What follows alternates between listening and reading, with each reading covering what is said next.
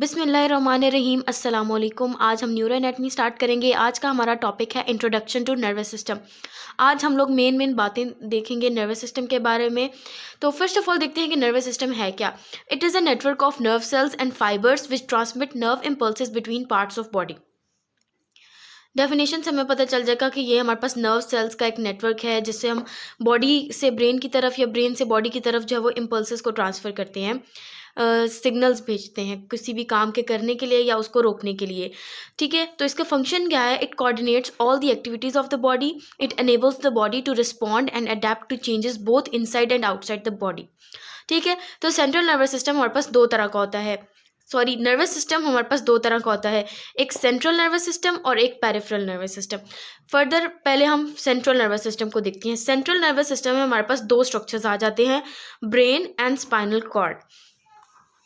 ठीक है, जैसे ही इस डायग्राम में हम लोग देखते हैं कि ये हमारे पास है हमारा सेंट्रल नर्वस सिस्टम, जिसमें हमारे पास आ जाता है ब्रेन और स्पाइनल कॉर्ड। ठीक है, तो ब्रेन वाले एरिया को फर्दर हम 3 सेक्शंस में डिवाइड करते हैं। सबसे पहले आ जाता है फोर ब्रेन के बाद आ जाता है मिड ब्रेन और फिर हाइंड ब्रेन। ठीक है, 3 सेक्शंस में डिवाइड होगा और फर्दर ये फिर हमारे पास 6 सेक्शंस में हम इसको डिवाइड करते हैं।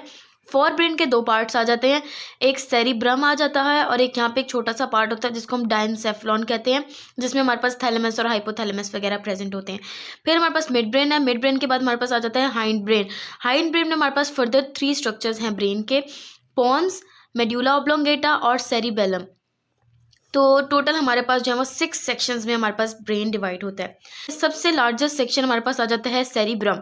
सेरिब्रम फर्दर हमारे पास 2 हेमिस्फीयर्स में डिवाइड होता है। ठीक है, 2 सेरिब्रल हेमिस्फीयर्स में, और वो सेरिब्रल हेमिस्फीयर्स फिर फर्दर हमारे पास 4 लोब्स में डिवाइड होते हैं। 4 लोब्स होते हैं ब्रेन के।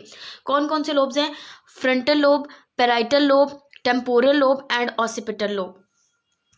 ठीक है, फ्रंटल लोब नाम से पता चल रहा है फ्रंट पे है, या जैसे आप याद कर लें फ्रंटल लोब। तो इन लोब्स को नाम इसलिए दिए हैं क्योंकि ये उन्हीं बोन्स के नीचे प्रेजेंट है। जैसे फ्रंटल लोब है तो फ्रंटल बोन के नीचे है, पैराइटल लोब पैराइटल बोन के नीचे है, ऑसिपिटल लोब ऑसिपिटल बोन के नीचे है, और साइड पे जो टेम्पोरल लोब है वो टेम्पोरल बोन के नीचे है। और इनके फंक्शंस भी इनकी पोजीशन के अकॉर्डिंग ही होते हैं। ठीक है, लेकिन सबसे ज़्यादा जो हमारे पास टेम्पोरल लोब है, चूंकि वो साइड्स पे है, लिटरल साइड्स पे हमारे पास ईयर वाली साइड पे प्रेजेंट होता है, इसलिए उसका ऑडिटरी फंक्शन होता है। ठीक है, ये हमारे पास चारों लोब्स के अलग अलग फंक्शंस आ जाते हैं। फ्रंटल लोब का क्या फंक्शन है? ये हमारे पास रीजनिंग और थॉट में हेल्प करता है। ठीक है, parietal lobe integrates sensory information, और टेम्पोरल का क्या काम है? It processes auditory information from years, और ऑसिपिटल का क्या है? Processes visual information from eyes. तो ये चारों हमारे पास हमारे चारों लोब्स के फंक्शंस हैं। ठीक है, इन लोब्स की पोजीशन कैसे है? जैसे ये हमारे पास ब्रेन है। ठीक है, ये हमारे पास ब्रेन स्टेम आ गई, पीछे सेरिबेलम आ गया। ठीक है, तो सबसे आगे हमारे पास आ जाता है फ्रंटल लोब, फ्रंट पे फ्रंटल लोब। फिर ये हमारे पास सेंटर में आ जाता है पैराइटल लोब। ठीक है, साइड पे हमारे पास यहाँ पे आ जाता है टेम्पोरल लोब, ईयर वाली साइड पे क्योंकि उसका ऑडिटरी फंक्शन है। ठीक है, और पीछे हमारे पास आ जाता है ऑसिपिटल लोब। ठीक है, ऑसिपिटल लोब पीछे आ जाता है और ये हमारे पास विजुअल फंक्शंस में मदद करता है, विजुअल इंफॉर्मेशन को प्रोसेस करता है। ठीक है, और ये होल ब्रेन हमारे पास क्रेनियम में या स्कल के अंदर प्रेजेंट होता है। ठीक है, और स्कल बोन्स के नाम भी ऐसे ही हैं, frontal bone, parietal bone, occipital bone और टेम्पोरल बोन। अब हम देख लेते हैं सेरिबेलम। ठीक है, तो ये हमारे पास था सेरिब्रम, और अब आ जाता है सेरिबेलम, जो कि हमारे पास पोस्टीरियरली प्रेजेंट होता है ब्रेन में, और ये हमारे पास हाइंड ब्रेन का पार्ट होता है। ये हमारे पास मसल कोऑर्डिनेशन करवाता है, बैलेंस, पोस्चर और मसल टोन को कंट्रोल करता है। इसका काम है इन चारों चीज़ों को रेगुलेट करना। उसके बाद हमारे पास आ जाता है डायनसेफेलॉन, जो कि हमारे पास within the cerebrum present होता है। ठीक है, between mid brain and cerebrum हमारे पास डायनसेफेलॉन प्रेजेंट होता है। डायनसेफेलॉन में हमारे पास दो चीज़ें आ जाती हैं, एक हमारे पास आ जाता है थैलेमस, और उसके साथ ही हमारे पास आ जाता है हाइपोथैलेमस। थैलेमस का क्या काम है? It directs the sensory information या sensory impulses to the cerebrum. Sensory impulses को हमारे पास सेरिब्रम तक पहुंचाता है, ये काम है थैलेमस का। फिर हमारे पास आ जाता है हाइपोथैलेमस। हाइपोथैलेमस क्या करता है? हमारे पास ऑटोनॉमिक नर्वस सिस्टम के जो फंक्शंस हैं उनको कंट्रोल करता है। अब ऑटोनॉमिक नर्वस सिस्टम के फंक्शंस में हमारे पास आ जाता है टेम्परेचर को कंट्रोल करना और रेगुलेट करना, एपेटाइट को, भूख को, वाटर बैलेंस को, sleep and blood vessel constriction और डायलेशन को कंट्रोल करना हमारे पास हाइपोथैलेमस का काम होता है। इसके साथ साथ ये हमारे पास इमोशंस को कंट्रोल करता है, जैसे हमारे पास आ जाते हैं anger, fear, pleasure, pain and affection. ये हमारे पास काम है हाइपोथैलेमस का, जो कि हमारे पास डायंसेफेलॉन का पार्ट है। उसके बाद हमारे पास आ जाता है, हमारे पास सेरिब्रम हो गया, सेरिबेलम हो गया, थाइमस, थैलेमस, हाइपोथैलेमस, ठीक है, डायंसेफेलॉन। फिर हमारे पास ये ब्लू शेडेड एरिया आ जाता है जिसको हम मिड ब्रेन कहते हैं। मिड ब्रेन हमारे पास आई एंड ऑडिटरी रिफ्लेक्सेस को कंट्रोल करता है। फिर हमारे पास आ जाता है उसी के नीचे पॉन्स। पॉन्स का क्या काम है, ये हमारे पास कुछ एक्शंस को कंट्रोल करता है, जैसे च्यूइंग एक्शन, चबाना, चीज़ों को टेस्ट करना, सलाइवा प्रोडक्शन करना, ये सारा पॉन्स का काम है। उसके बाद हमारे पास ये जो ऑरेंज शेडेड एरिया है इसको हम मेड्यूला ऑब्लोंगेटा कहते हैं। मेड्यूला ऑब्लोंगेटा को हम सेंटर ऑफ रेस्पिरेशन भी कहते हैं, और इसका काम क्या है, ये रेगुलेट करता है हमारे पास हार्ट एंड ब्लड वेसल के फंक्शंस को, digestion, respiration, swallowing, coughing, sneezing और ब्लड प्रेशर को रेगुलेट करना मेड्यूला ऑब्लोंगेटा का काम है।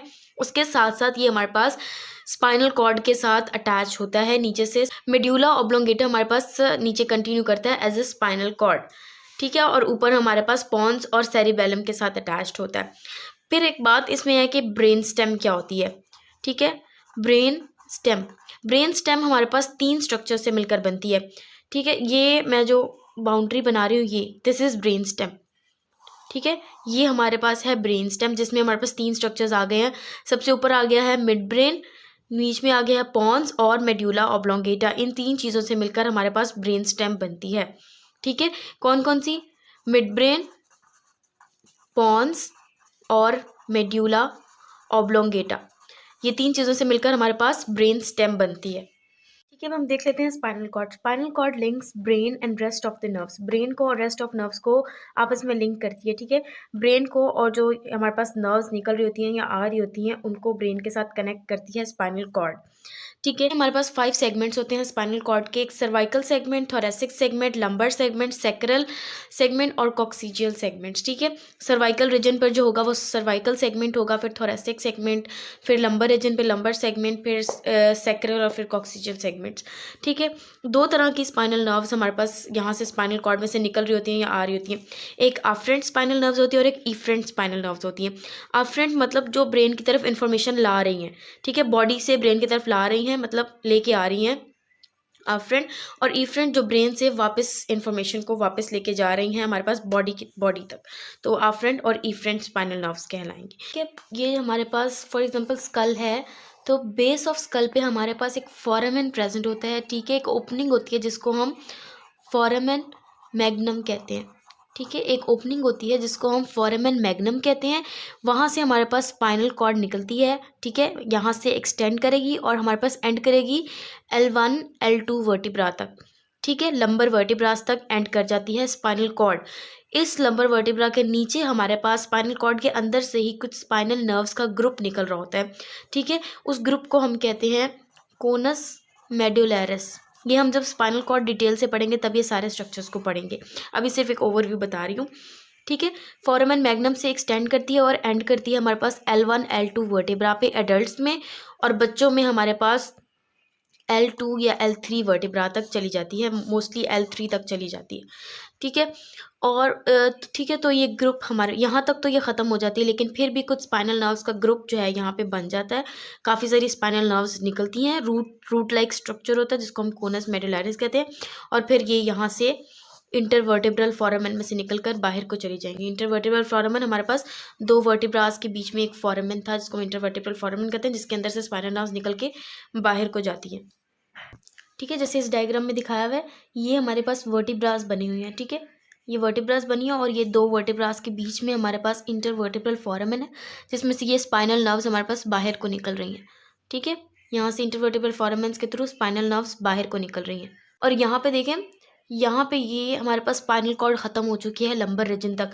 अब यहाँ से आगे ये काफ़ी सारी स्पाइनल नर्व्स बनी हुई हैं, और ये स्पाइनल नर्व्स को हम मिलकर क्या कहते हैं, कोनस मेडुलैरिस, ठीक है, कोनस मेडुलैरिस कहते हैं, और ये फिर इंडिविजुअली इन फोरामेन्स में से बाहर निकल जाएंगी। तो ये थी हमारे छोटा सा स्पाइनल कॉर्ड के बारे में इंट्रोडक्शन था, और हमारे पास सेंट्रल नर्वस सिस्टम का। अब हम नेक्स्ट वीडियो में देखेंगे पेरिफेरल नर्वस सिस्टम।